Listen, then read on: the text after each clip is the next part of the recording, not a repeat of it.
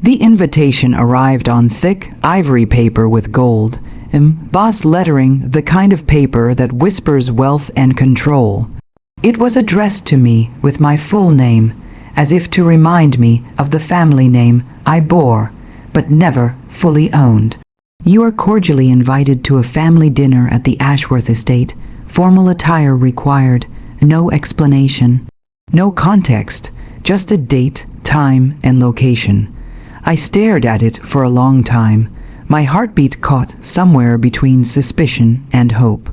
After years of being kept at arm's length, whispered about behind closed doors, left out of family, only vacations, and overlooked at every holiday, this felt significant, like maybe, just maybe, they were ready to see me, to accept me. I spent hours choosing what to wear. I settled on a simple black gown, elegant but understated. I didn't want to appear like I was trying too hard. I didn't want them to think I came there begging for a seat at the table, but deep down I was begging. Not for their money, but for recognition, for family, for love. The estate, the Ashworth estate, hadn't changed.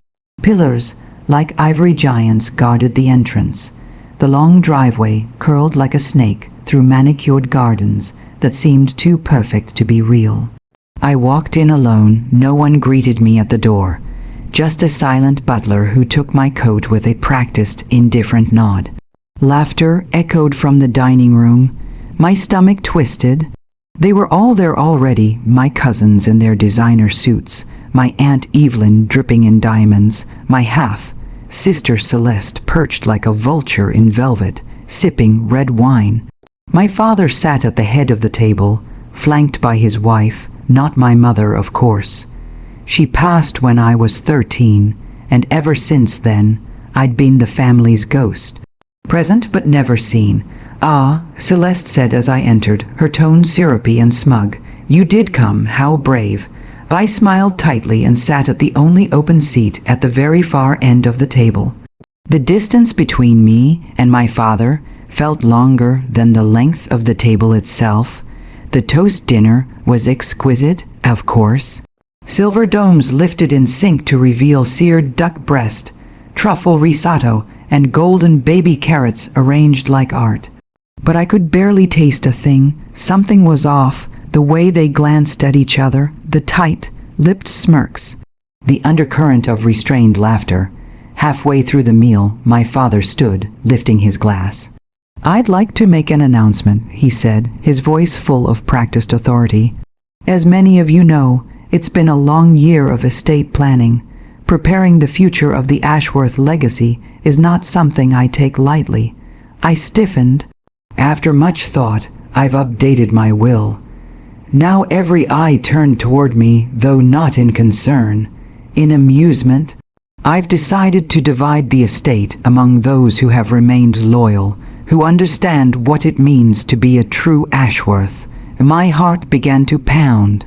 "Therefore, effective immediately, the inheritance will be distributed equally among Celeste, Thomas, and Evelyn. I've also set up trusts for the grandchildren. Unfortunately," he paused, "not everyone has met the standards this family upholds."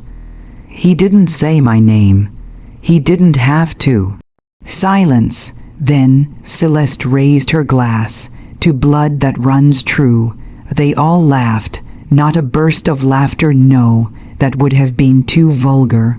It was worse than that, a refined, polished chuckle, like cruelty dipped in gold. I sat frozen, my fork poised over a now cold plate. My face flushed hot, then cold. I searched my father's eyes for a trace of guilt, of doubt. There was none. Just distance, just finality. Leaving with nothing, no one stopped me as I stood. No one asked where I was going when I left the table before dessert was served. Outside, the autumn air hit me like truth. Cold, sharp, undeniable. I walked to my car in silence, each step heavier than the last. They didn't just cut me out of the will, they invited me there to watch it happen, like some sort of performance, a final act in their long, running show of exclusion. They thought I'd cry, maybe scream, maybe beg, but I didn't. I drove away with my head high and my hands steady on the wheel. They had taken everything, and yet, in that moment, I knew they'd made one grave mistake. They underestimated what happens when you corner someone who's used to being left out. They didn't know I had something they could never inherit: fire. The Ashworth name no longer felt like a chain, it felt like fuel. For a week after that dinner, I disappeared. I didn't answer texts or calls, though to be fair, there weren't many. A stiff "hope you're doing well" from a second cousin, a fake, concerned voice note from Celeste asking if I'd taken the news okay, as if being surgically removed from your own family was a matter of light digestion. I didn't respond. I was busy tending to something far more important, myself. The years they overlooked, the Ashworths always assumed I was weak. Maybe it was because I didn't play their cruel games growing up. I didn't gossip in the gardens with the other cousins. I didn't fake affection for approval. I didn't need to wear my name like a badge, and because I didn't chase their validation, they mistook that for having none of my own. What they didn't know was that while they clinked glasses and backstabbed each other over cocktail shrimp, I was learning, watching, building. When I was 17, I inherited a small apartment from my mother's side of the family. It was in disrepair, worthless by Ashworth standards. But I'd held onto it, fixed it up with my own hands, and eventually rented it. Then another, then another. One property turned into three into 8. By 26, I had a quiet but thriving real estate portfolio. No family money, no connections, just grit and long nights and learning everything the hard way. My bank account didn't have the Ashworth billions yet, but it had something far more dangerous: independence. The mentor around that time, I met someone unexpected: Elias Gray, a former corporate attorney turned private investor. I met him at a networking event I almost didn't attend, held in a downtown wine bar that reeked of ambition and desperation.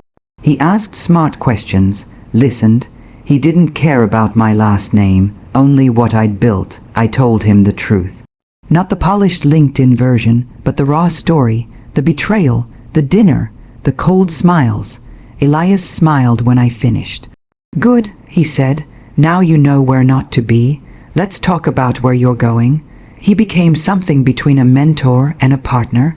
Introduced me to circles I never had access to, not through family name, but because I earned it. He helped me form a holding company, advised on high-yield investments, and opened doors to luxury developments the Ashworths couldn't even pronounce. And all the while, I stayed quiet. I didn't update them, didn't post about it, didn't brag, because true power doesn't announce itself. It waits. The fall of their empire. One rainy Tuesday afternoon, 3 years after the dinner, I got a call. A mutual acquaintance. Apparently, the Ashworth family's legacy business, Ashworth Holdings, was in trouble. "They're looking for a buyer," the voice said, "or a bailout, possibly both. Heard you're doing well. Thought you might be interested." At first, I laughed. The irony of it, the company that refused to see me as an heir now stood on shaky ground, and I had quietly become one of the fastest growing private investors in the city. I met with Elias the next day. He poured 2 glasses of dark red wine and slid a folder across the table. Inside, the full acquisition plan, financials, risk assessment, the company's vulnerabilities. I stared at the paper. Not with rage, not even with joy, but with clarity, invitation. Sent. I took a deep breath and pulled out a pen. "Let's do it," I said, but not quietly. He raised an eyebrow. I smiled. "Let's send them an invitation." The glass house on Rosewood was known for one thing: clarity. Floor-to-ceiling windows overlooked the skyline, a private rooftop, crystalline chandeliers. Every inch of it reflected power and wealth, not the old money kind soaked in cobwebs and entitlement, but the kind built with precision, courage, and sweat. It was perfect. The night of the dinner, the Ashworths arrived one by one, dressed to impress, though the weight of recent headlines lingered on their faces. Ashworth Holdings had suffered public losses, layoffs, investor panic, rumors of mismanagement. I had timed everything perfectly. I greeted them personally. "Celeste," I said, kissing her cheek. "Unusual to see you without an audience." She flinched. Just slightly, but I caught it. Thomas offered a stiff nod. Aunt Evelyn said nothing. My father came last. Slower than I remembered, thinner, duller in the eyes. The man who once cut me out of his life with a champagne toast now looked like he couldn't hold a glass steady. The table was set just like the one from years ago, but longer, cleaner, sharper. There were only 6 seats. I sat at the head. The reveal dinner began in silence. The same perfect choreography. They were used to: wine poured, silver lifted, small talk scattered like salt. They expected something, a plea, a proposal, an olive branch. Instead, I let them wait. It wasn't until the dessert course, delicate lemon mousse with gold leaf, that I finally spoke. "Thank you all for coming," I said, voice steady, casual. "I know you've had a difficult year." Celeste scoffed. "That's an understatement." I tilted my head. Indeed. I pulled out a slim leather folder and placed it on the table. The Ashworth Holdings logo gleamed on the front. "My firm," I said, "has officially acquired majority shares in Ashworth Holdings. As of this week, I control 62% of the company." Silence. "Then, you what?" Evelyn gasped. I leaned back. "The board approved it. Your former CFO was quite cooperative after the investigation. Oh, and the investors, they're much more comfortable with me at the helm." Thomas stood up. "You can't just." "I can, and I did." My voice remained calm. That was the point. I wanted them to remember how it felt to be told politely that the world they knew was no longer theirs to command. Poetic justice. I remember a dinner. I continued. 3 years ago, you announced to the room that I had been cut from the inheritance. You toasted to it, called it blood that runs true. No one spoke. I walked away with nothing except vision. You walked away with wealth and lost everything. My father finally spoke. His voice was small, tired. "What do you want from us?" I smiled, not cruelly, not triumphantly, just with grace. "Nothing. That's the difference between us." I stood, walking around the table slowly. "I could dissolve the company, or strip your shares and leave you with scraps, but I won't." I stopped behind him. "Instead, I'm offering you 2 choices." They looked up. "Option 1, I liquidate your remaining shares at market value. You walk away with a fraction of what you had, clean break. Option 2, you stay but under new terms. No voting power, no titles. You work for me, or you don't work at all." Celeste's jaw dropped. "You're joking." I didn't blink. I never joke about money. The ashes of a legacy, one by one. They looked down. At their plates, at their hands, at the reality they never thought they'd see. My father said nothing for a long time. Then, "You've changed." "No," I said softly. "You just never knew me." Closure, not cruelty. I didn't destroy them. That would have been easy, predictable. I offered them a choice. They took the deal, of course. They always did when faced with someone stronger. The Ashworths still exist in name, but the legacy now belongs to the one person they tried to erase. I didn't take revenge with fire or fury. I did it with elegance, precision. I didn't need to scream at the table. I simply rebuilt it and made them sit where I once did. Epilogue. Power is quiet. A year later, I sold my shares for 8 times what I paid.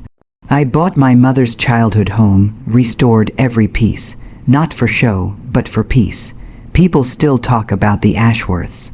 They say the legacy took a strange turn. They're right. It became mine.